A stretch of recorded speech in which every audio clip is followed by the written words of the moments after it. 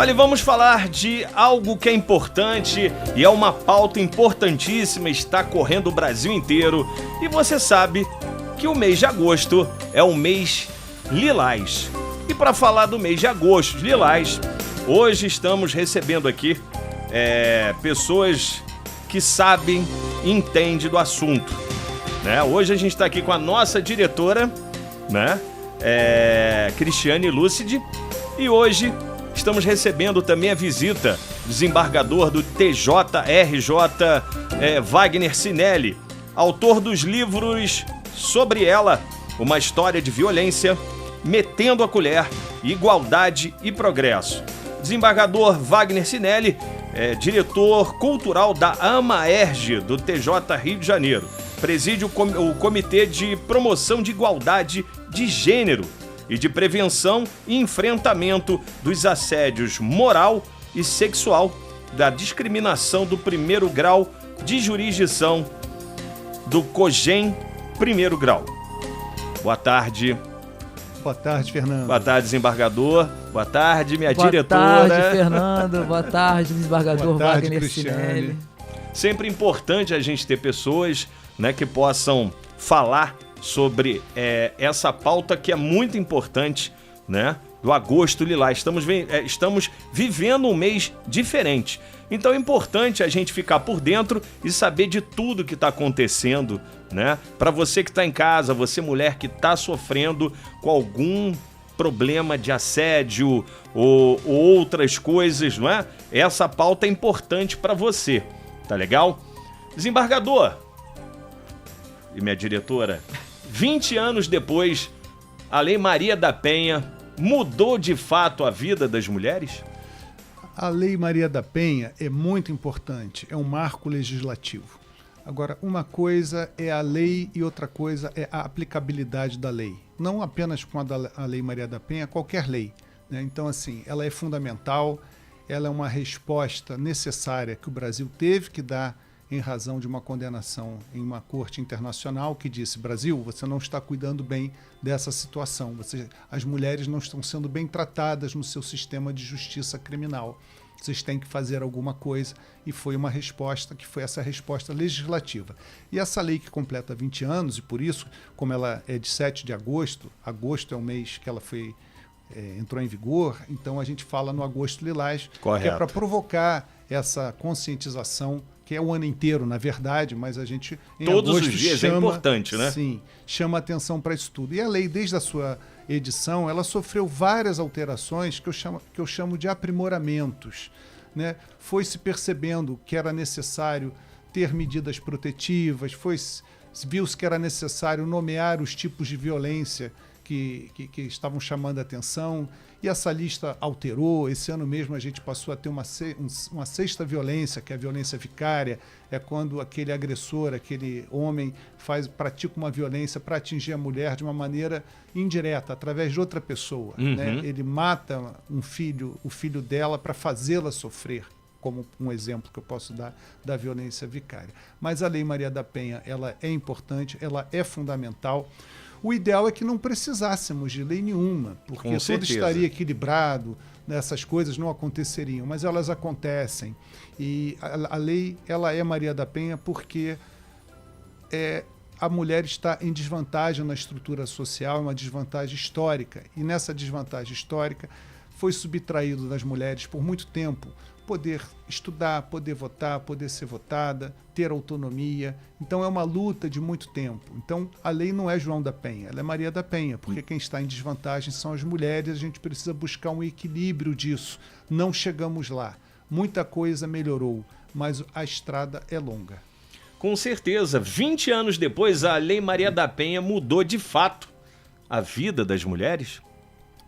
Mudou porque nós temos medidas protetivas, medidas que garantem a essa mulher que o infrator não vai poder dela se aproximar. Agora, quando digo isso, eu sei que uma coisa é a lei, é a medida protetiva, e na maioria das vezes funciona bem, mas às vezes falha, a gente sabe disso, né? Então, assim, são centenas de milhares de medidas protetivas todo ano, a grande maioria do que é pedido é concedido. e mesmo às vezes a mulher tendo uma medida protetiva, ela passa situações difíceis. Há descumprimento de medidas, né? Então, esse infrator que não se contém, que descumpre a medida, ele precisa pagar o preço disso, né? Mas, infelizmente, nós temos casos, a gente sabe disso, de mulheres que sofrem, até que são vítimas de feminicídio, apesar de ter uma medida protetiva.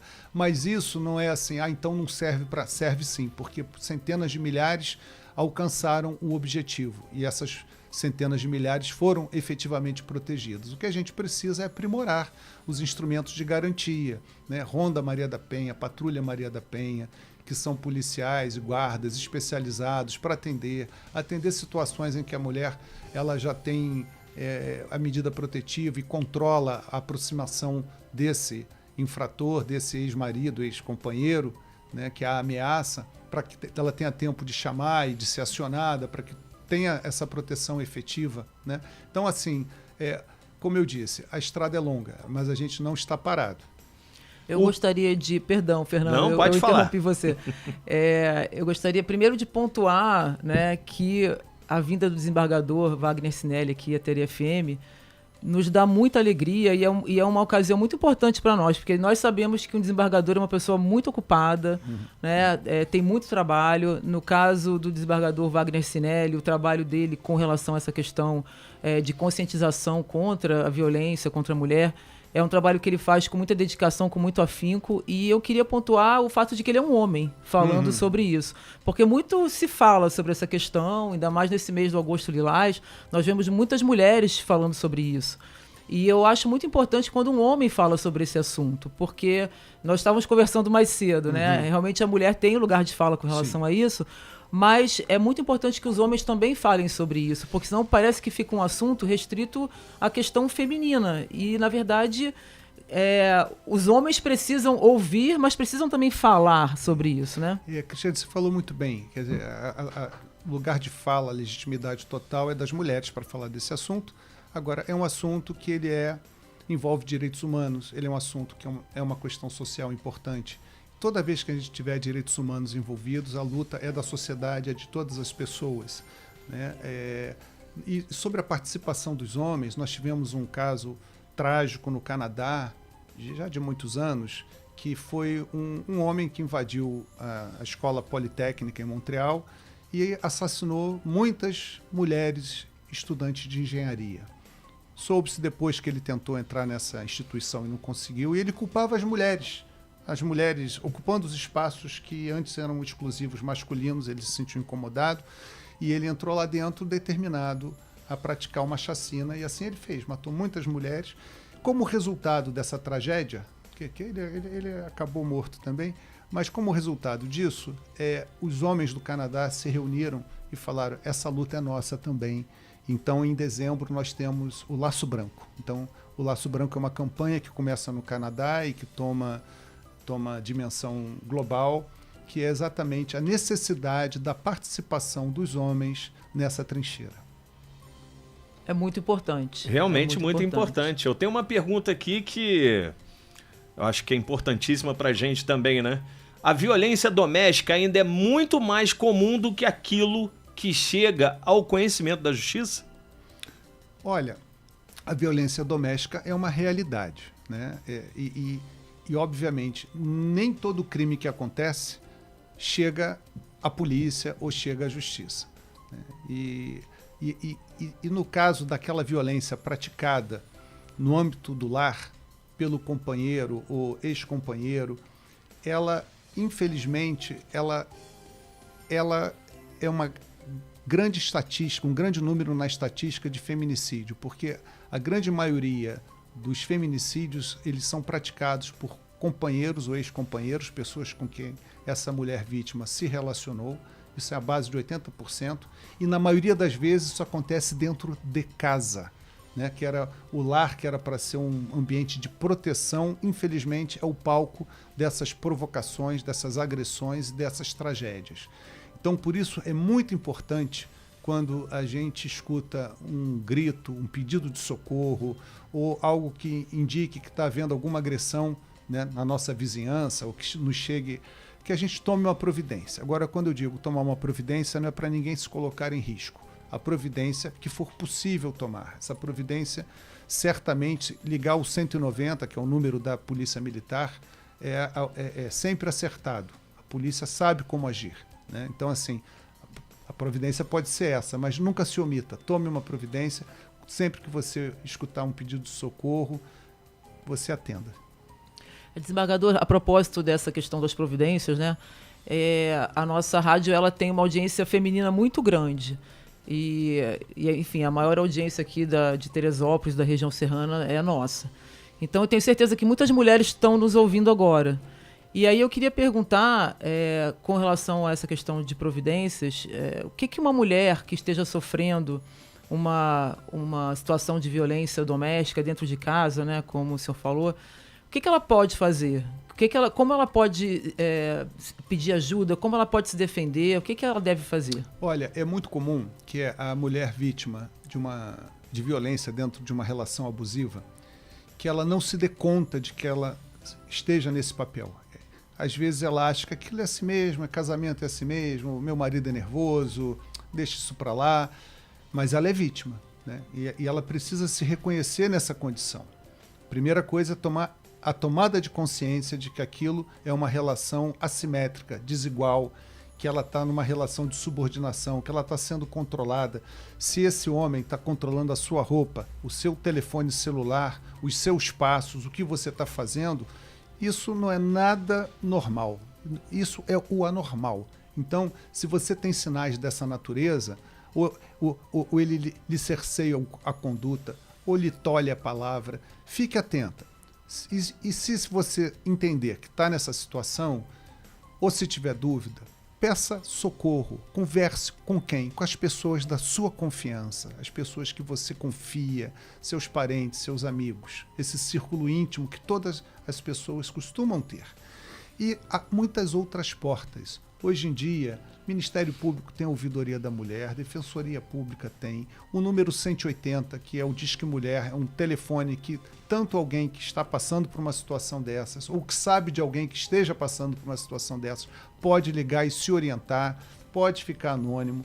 Tem o Disque Cidadania, que é o Disque 100 também, mas eu disse, emergência é o 190, mas não sendo, o 180 é uma excelente opção, e essas instituições todas, o Judiciário nas suas varas especializadas de violência doméstica e familiar, o Ministério Público, Defensoria Pública, e há várias sociedades também, ONGs, que tratam do assunto, e nós temos, é muito comum que municípios tenham secretarias voltadas para as mulheres, políticas públicas para as mulheres, ou subsecretarias, ou quando não tem essas secretarias ou essas subsecretarias, tem alguma diretoria tratando do assunto dentro da Secretaria de Assistência Social ou de Bem-Estar Social. Então, são muitas as portas possíveis.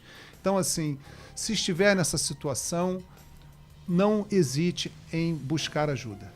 E o senhor falou sobre alguns tipos de violência, porque normalmente nós costumamos pensar em violência só quando é uma violência física. Sim, sim. Né?